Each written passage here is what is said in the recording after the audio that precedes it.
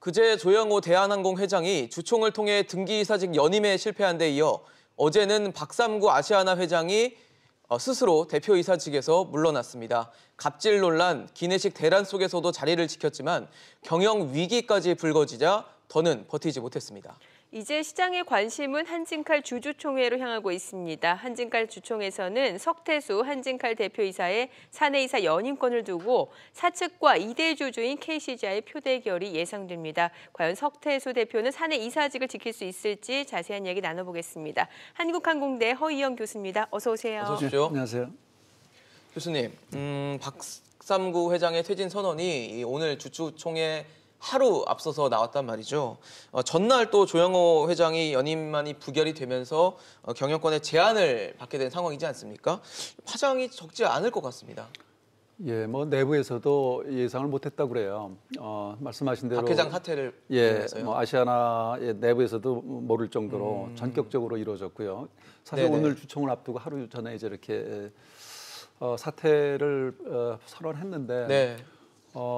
참 이게 공교롭게 우리나라를 이끌던 두 개의 항공사, 그렇죠. 국적 두 개의 항공사의 그 총수가 어떻게 보면 이제 물러나는 네. 그렇게 그런 일이 있습니다. 그 밖에서 보면 상당히 의아하고 상당히 이제 두 개의 컨트롤 타워 선장을 잃은 거예요. 지금 당장. 그런 점에서 상당히 좀 불확실성이 높아졌는데 네. 사실 그 원인은 좀 달라요. 이번에 그 석태수 박삼구 회장의 경우에는 그 원인이 그동안 그 책임 경영의 문제, 그러니까 네. 경영 실적의 문제, 그다음에 재무의 악화, 거기에다가 최근에 있었던 그 기업 회계보고 부실이 아마 이게 상당히 거기다가 아마 결정적인 역할을 하지 않았는가 그렇게 봅니다. 이 회계보고 부실이라고 하는 것은 이제 한정 의견을 받았죠. 네.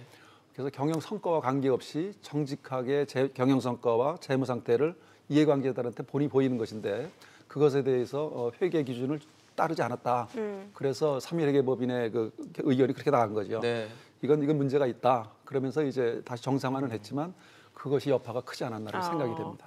그럼 대한항공 조양호 회장의 그 사내이사 연임 실패는 어떻게 보십니까?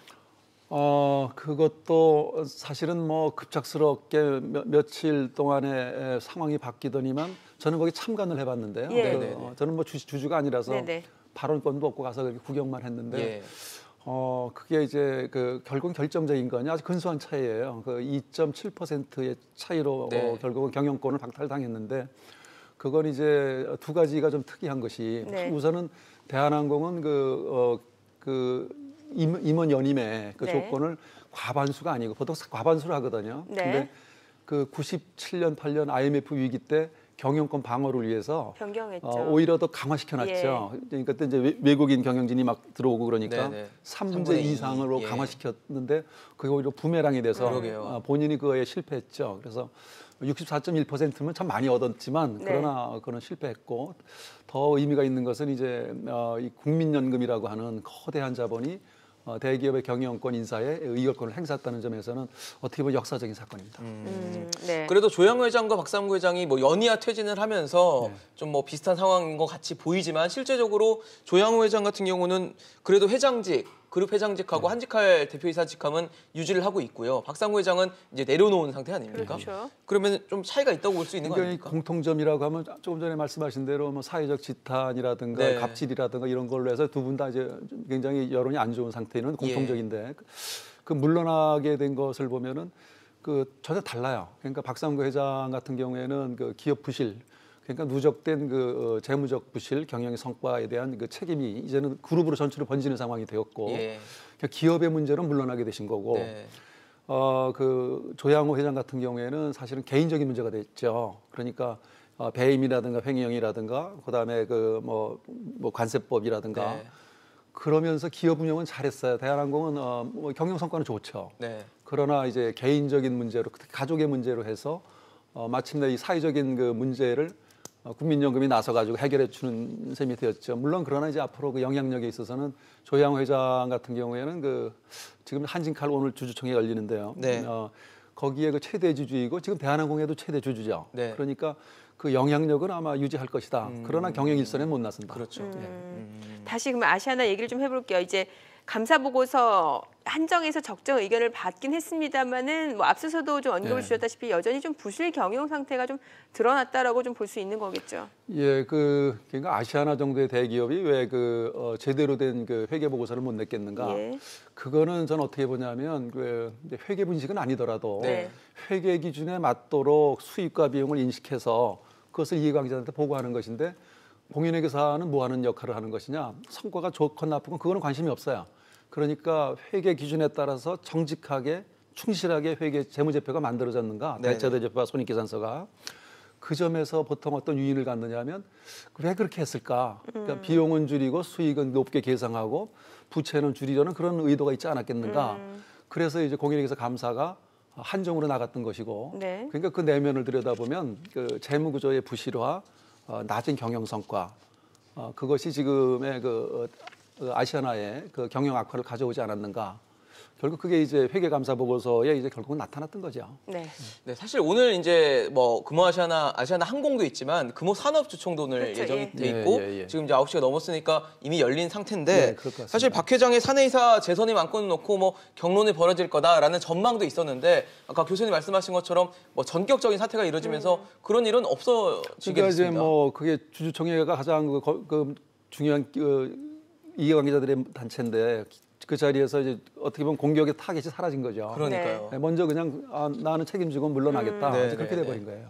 그래서 오늘의 그 안건은 좀 밋밋하게 그렇다고 지금 획기적인 뭐 다음에 대안이나, 대한 대안을 네. 내놓은 건 아니고 이제 현재 언론에다가 이제 발표한 대로 지금 네네. 비상경영 체제로 이렇게 이원태 부회장 체제로 간다. 네네. 그러나 앞으로 이제 이것을 아마 획기적인 아마 강도 높은 구조조정을 할 수 있는 전문 경영인을 아마 뭐 모시겠다라고까지 네네. 해놨죠. 예. 네.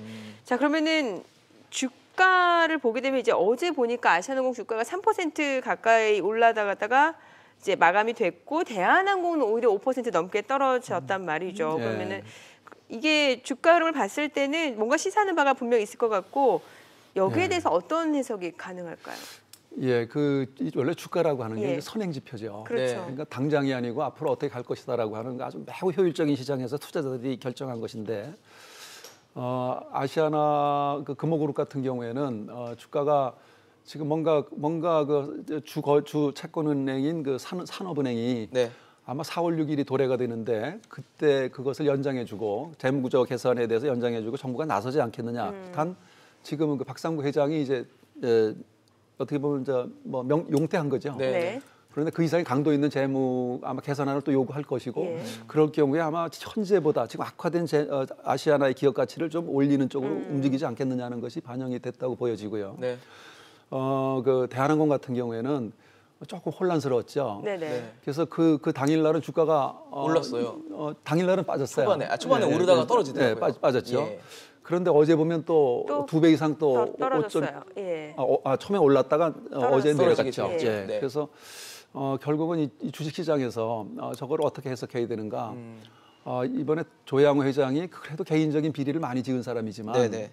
그건 사법 처리로 하고 기업에 대해서 오히려 저 사람의 컨트롤 타워가 상실됐을 때 오히려 기업 가치에 좀 불리하게 작용하지 않을까 하는 것이 주가에 반영됐지 않았는가. 물론 이제 또 지켜봐야 됩니다. 그것은.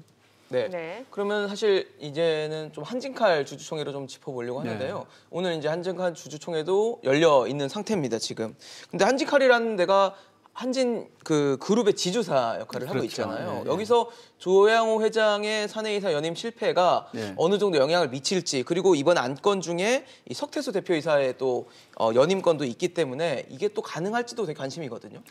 예, 이번에는 원래 이게 굉장히 관전 포인트가 좀 있어요. 관전할 만했는데 네네네. 엊그저께 그 대한항공의 전격적으로 조양호 회장의 그렇죠. 연임이 실패되면서 네. 좀 매력을 잃었어요. 그리고 또 국민연금은 이번에 그 석태수 대표이사의 네. 연임에 대해서 반대하지 않는다. 사실상 찬성을 표명 이미 했고요. 예. 이제 문제는 KCGI가 사실은 모든 게 불을 붙였던 그 사모펀드인데 그러니까요. 그 KCGI가 장내에서 주식을 인수하면서 이제 이게 시작이 됐던 일이거든요. 네. KCGI는 이번에 물론 뭐 반대하겠죠. 석태수 대표이사의 연임 반대하겠지만 대한항공 조양호 회장과 관계 특수 지분이 약 29% 정도 됩니다. 네. 28.7% 정도 되니까 거기에다가 국민연금이 7%가 넘는 그 의결권을 행사 안 하거나 찬성으로 돌아서기 때문에 네네. 이번엔 또 엊그제와 달리 과반수입니다. 네. 그러니까 별 문제 없이 연임은 가지 않을까. 근데 이제 국민연금이 하나 내놓은 것은 이번에 아까 조금 전에 말씀하신 그 이사 선임에 대한 개선. 네. 그러니까 이사는 임원은 뭐 배임 횡령 네. 뭐 이런 거에 대해서 금고 이상의 형을 받으면 안 된다. 네네. 이렇게 아주 도덕적인 기준을 갖다 들여댔지만 그것도 아마 큰 그 문제 없이. 3분의 1을 반대하면 아마 그게 들어가지는 않지만 문제는 네. 이제 내년이에요. 네. 내년에는 조양호 회장과 그 아들 조원태 조원태 차장. 이제 임기가 내년이 만료되거든요. 네. 그러면 이제 KCGI가 지분을 한 1년 동안 늘리고 내년 이맘때는 국민연금이 어떤 태도를 갖느냐. 그래서 본 게임은 내년이 아니겠느냐 이런 생각이 듭니다. 네, 알겠습니다. 오늘 주요 주총 관전 포인트까지 이야기 나눠봤습니다. 허희영 교수였습니다. 잘 들었습니다. 네, 고맙습니다.